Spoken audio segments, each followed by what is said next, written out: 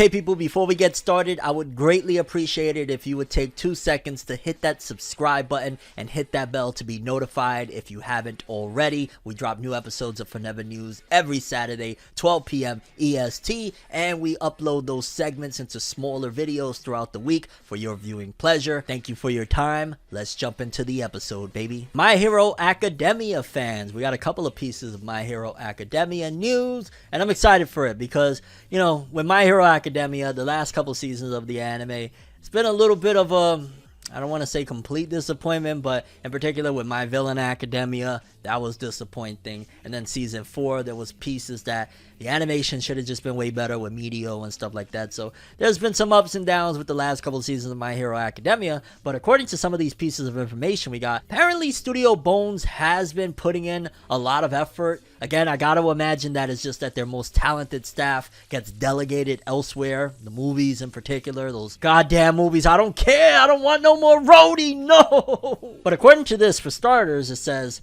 Bones has 5 sub-studios, of which Studio C is exclusively kept for My Hero Academia. So they have a studio called Studio C that they strictly use to make My Hero Academia. Bones' president says Studio C is constantly working on the anime all year with no other task than to make sure the cores are ready each year for release. Which, that's great. But how talented are the staff? Like, what are the staff that you're using, and how much, what is the time? Like, there's still a lot of things that is like, okay, that's great. I'm happy that you guys are delegating a studio strictly to the creation of My Hero Academia. But then why isn't, if the studio is so great and everything, why aren't we getting things at the quality of like season 3 of My Hero that was just, you know, banging out the park, or season 2 of My Hero? You know what I'm saying? So those are the things that I'm like, great, you got a studio strictly for My Hero Academia, but then why aren't you knocking it out the park? Unless you're taking your most talented staff and putting them elsewhere.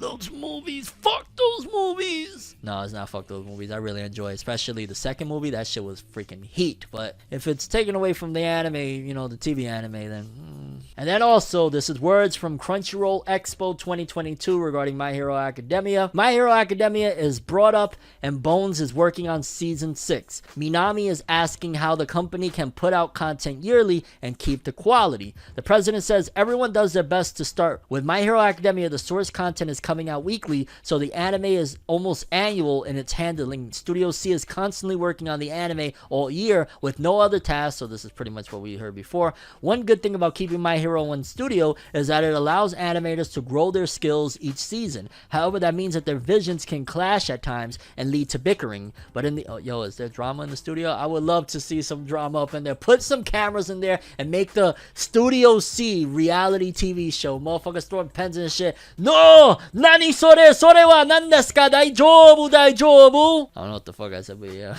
But in the end, it has given Bones very talented animators. Horikoshi, the My Hero Academia creator, is said to be way too amazing. The team at Bones is chasing to keep up with his pace, so if the studio does not do its best, they would be betraying the creator. Season 6 will have a lot of fights, and production is going smoothly. I don't want smoothly, I want excellent. I want to hear that production just made him bust a nut in his pants before he got on stage. I don't want just like, yo, it's going smooth. Like we've had smooth with seasons 4 and 5, and look what that led us, you know what I'm saying? So hopefully it's a little bit more than smooth, especially that, I'm going to say it straight up and down. This is make or break for My Hero Academia for me personally in terms of the way I'm going to look at the anime moving forward. If they drop the ball on this, because this is still the best arc of the series, they drop the ball on My Villain Academia, they drop the ball on the overhaul situation, you drop the ball on this one, I'm going to have to look at it as, nah, it's My Hero Academia manga over anime all day. I'm already close to that, but I really have a fondness for My Hero Academia anime. I mean, majority of us, we've been from RIP. You know, I was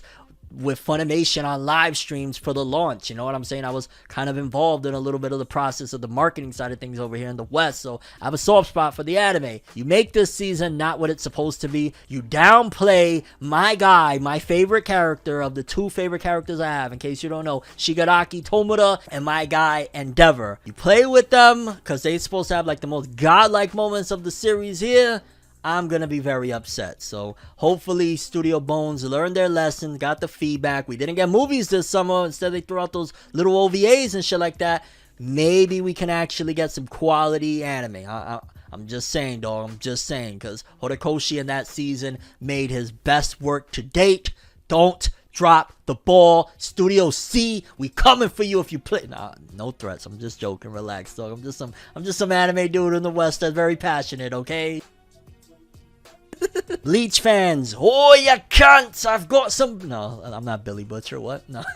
Bleach fans, I've got some news for you. Well, it's not much of news, but they're revving up and continuing on with Bleach's 1,000-year Blood War anime. Y'all know it's supposed to be coming out, damn, less than 2 months now, I think, or about 2 months or whatnot. We're getting real close after a freaking decade of no anime, but right here we got Bleach's 1,000-year Blood War anime, new key visual, and on it we see, again, the Quincy leader, Juha Bach. We got Chad, what you doing? Get your ass out of here, dog. We got Uryu in the back looking ominous. We got Orihime and all of her love and glory. We got Rukia on there. Isn't that Rukia's old design? Why does that look like Rukia from like prior to the time skip of, you know, with the whole Genjo and shit?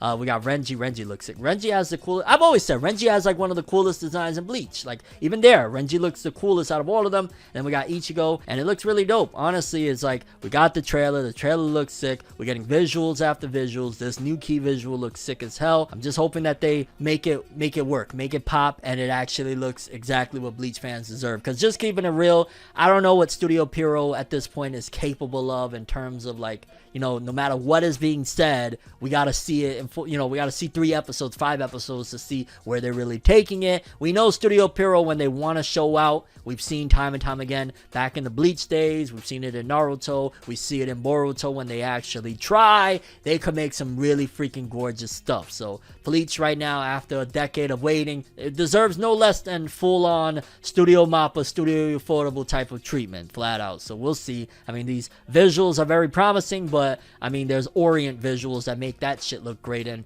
you know, Orient kind of sucks in terms of animation, so time will tell. But at the very least, these key visuals look a little bit pretty, my lord. I'm kind of excited, I'm not gonna lie. And yeah, it seems as though they're revving their engines up. Man, we better get a Bleach game out of this shit. I ain't gonna lie, it's been too long. I could go right now and play Soul Resurrections. That shit was heat. And oh god, Brave Souls, I'll still, to this day, that's the best gacha game ever made. My favorite gacha game ever made, Bleach Brave Souls. And I know I derailed, but yeah, Bleach, October 2022, on air. Let's go. Some more One Piece news for you. Although this one is kind of an interesting thing. I'd imagine this is definitely a great way that they're using to market the upcoming One Piece film, Red film, because if I'm not mistaken, in case you don't know, it seemingly has been completely marketed like, yo dog, it's a Shanks film, and then on top of that you have his daughter Uta, and Uta seemingly is like some sort of singer. Like there's been even little bit of pieces of manga stuff that Oda has added in the manga chapters to really emphasize that, and this is honestly a great way to cross promote that.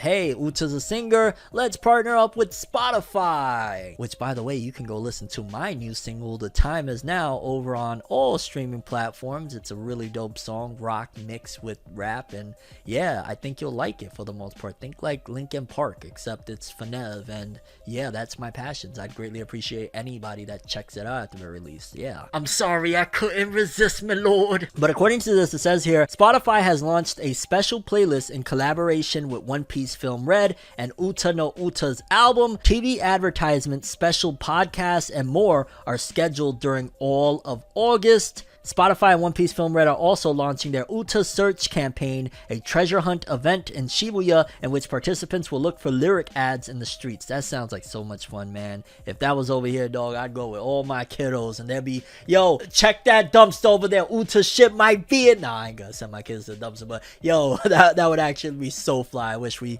get more stuff like that over there. But yeah, that honestly makes sense, and I wouldn't be surprised if that was part of the reason why they did that. Like, yo, dog, we could catch a bag over at Spotify, which you could also listen to FORNEVERNEWS. I haven't promoted this in 100 years, but FORNEVERNEWS is on all podcast streaming services. You can listen right now to the full episode if you don't have time to click on YouTube. Although, let's be real, the video version is the best. Y'all know y'all love seeing me. Y'all know y'all just love it. I love it. You love it. We love each other. I'm being goofy. But yes, people, One Piece Film Red is doing a crossover with Spotify with podcasts. Yo, podcasts. I'm like one of the top dogs in anime and manga podcasts. Hit me up. Even though I'm more than a podcast dog. We a show. We do big stuff. But yeah, One Piece Film Red podcast, special album for Uta, all sorts of stuff going down. I'm interested in the musical aspect of it. Like, that sounds like it could be really dope. There's some really good J-pop and J-rock music out there, and if they make a good album, I'm gonna tune in. I have a dream, alone in my room as I sit with the tea. Couldn't possibly think what I often see. You don't even know how I often blink.